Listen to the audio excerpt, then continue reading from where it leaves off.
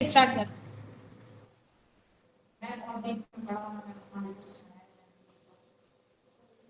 वो हम सर से बोल देंगे, सर आपको बता देंगे। अभी अपन इसमें डेप की एंट्री कर रहे थे ना, डेप कैलकुलेशन।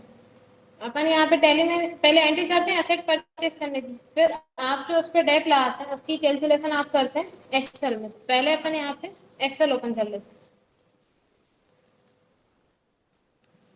एक्सेल में चलाने आपको पता है डेप की कैलकुलेशन करना आइए आप फिर स्टार्टिंग से बता देते हैं, फिर आगे का बता देंगे। सबसे पहले आप यहाँ पे डालते हैं कॉस्ट प्राइस, संपत्ति का लागत मूल्य। क्या लागत मूल्य हिंदी में बोलते हैं लागत मूल्य, इंग्लिश में बोलते हैं कॉस्ट प्राइस। ठीक, आप यहाँ पे डाल दें संपत्ति का लागत मूल्य। जैसे अपन ने यहाँ पे डाला था 50,000, अपन ने संपत्ति परचेज की थी 50,000।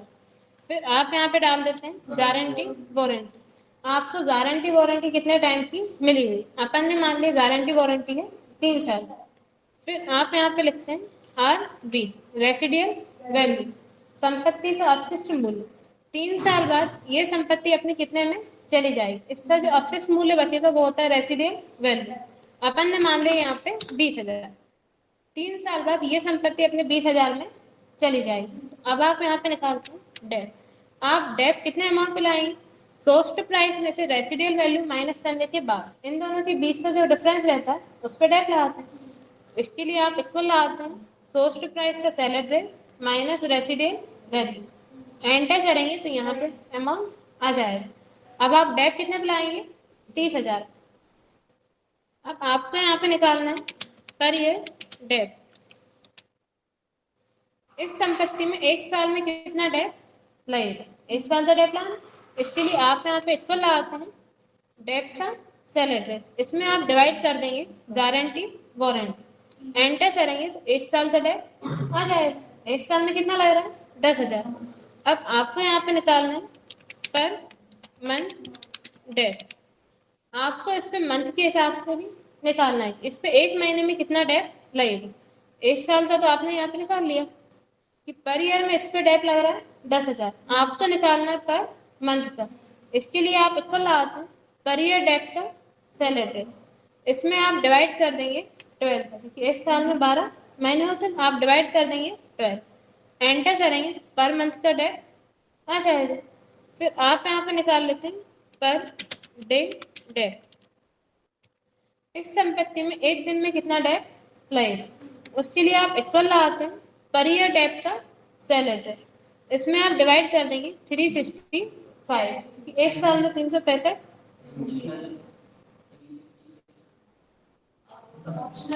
वो तो कभी होते हैं कभी नहीं, लेकिन ज्यादातर तो 365 दिन होते हैं। जिस ईयर में 366 हो आप उसमें डिवाइड कर लेंगे। नहीं, लेकिन अभी हम 365 से करेंगे। ठीक है, अपन एंटर करते हैं तो यहाँ पे पर डे का डेप आ जाए।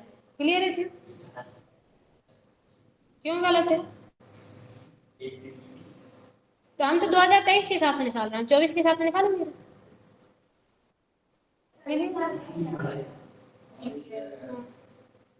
क्लियर है इतना, इतने में कोई डाउट नहीं।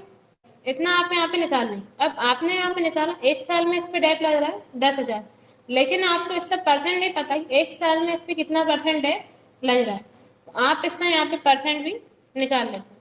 परसेंट निकालने के लिए आप यहाँ पे परसेंट का साइन लेते हैं, इक्वल आके 1 का डिवाइड कर देंगे गारंटी वारंटी।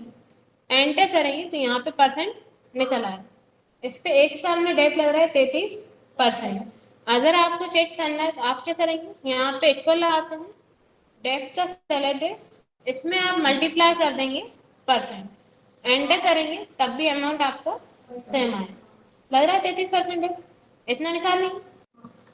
अब आपने इतना यहाँ पे निकाल लिया। अब आपने माने इस संपत्ति को परचेज कितने में किया था, 50,000। अब आप इसको यूज करने के बाद जब आप इसे सेल करेंगे उतने टाइम तो डेट लाएंगे आप इसे। माना आपने इसे परचेज किया 1 जनवरी 2023 को और आपने इसे सेल कर दिया 1 नवंबर 2023 को, तो पूरे 10 महीने आपने इसे यूज किया, क्योंकि 1 जनवरी को परचेज किया और 1 नवंबर को आपने इसे सेल कर दिया। काउंट कब तक करेंगे, अक्टूबर तक, क्योंकि नवंबर में तो अपन ने 1 तारीख से सेल कर दिया। आपने यूज कितने मंथ किया है, 10 मंथ। अगर आपको मंथ के हिसाब से निकालना है तब आप यहाँ पे लिखेंगे यूज मंथ। कितने मंथ यूज किया है आपने से? 10 मंथ।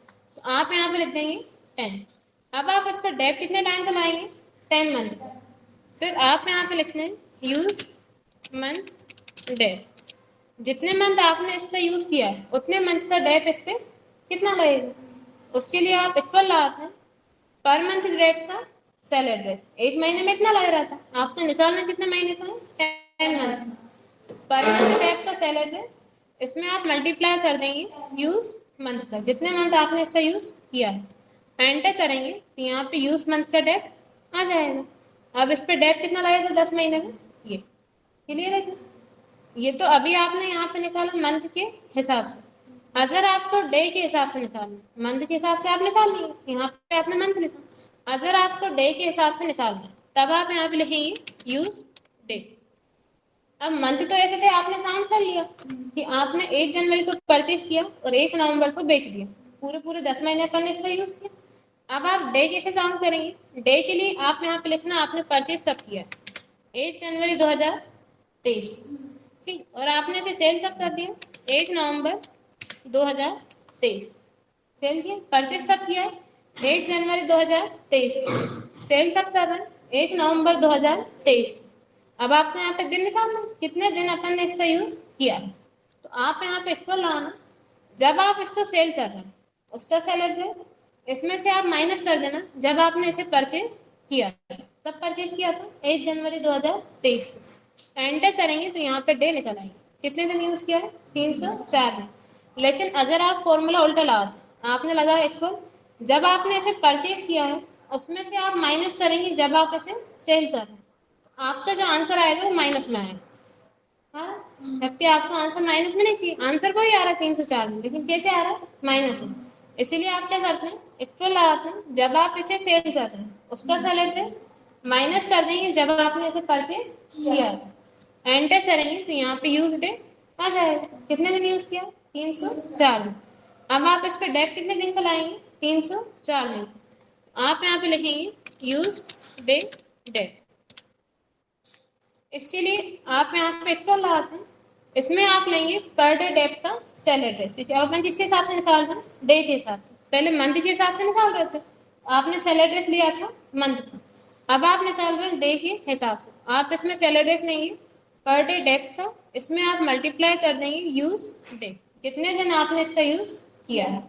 एंटर करेंगे तो यहाँ पे अमाउंट आ जाए। अब अमाउंट थोड़ा सा चेंज हो, पहले अमाउंट आपको कुछ और आ रहा था और अब अमाउंट कुछ और आ रहा है, क्योंकि आपको पता है किसी मंथ में 30 दिन होते हैं, किसी में 31 दिन होते हैं। जब आपने यहाँ पे दिन निकाले उसने उसी हिसाब से काउंट करके दिया, जिसमें 30 दिन है उसमें 30, जिसमें 31 है उसमें 31। लेकिन मंथ के हिसाब से निकालते हैं पूरे, उसमें 10 मंथ ही काउंट करता है, तो उसमें वो आपको यहाँ पे डेट का अमाउंट थोड़ा सा ज्यादा था।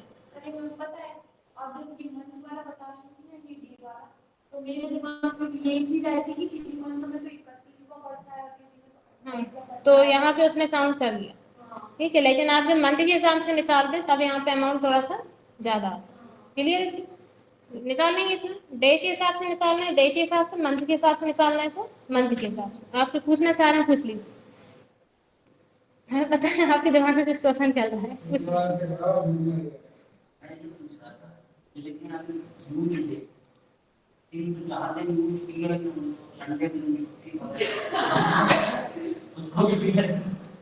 आपको पता है, आपको डेट की परिभाषा पता है ना, आपको डेट की डेफिनेशन पता है ना, क्या होती है? किसी भी स्थायी संपत्ति का निरंतर प्रयोग करने, उसके लागत मूल्य में किसी भी कारणवश आई हुई कमी को डेफ बोलते हैं। अब कोई कमी किसी भी कारणवश आई, अब अगर आपने ये परचेज कर लिया 1 जनवरी, ठीक है, और आप इसे सेल कर रहे हैं 1 नवंबर, आपने परचेज कितने में किया? 50,000। अगर आपने इसको एक भी दिन यूज नहीं किया, जैसा आपने इसको परचेज किया था वैसा का वैसा रखा रहा, तब भी जब आप इसको 1 नवंबर को बेचेंगे तो इसका लागत मूल्य कम हो ही जाएगा।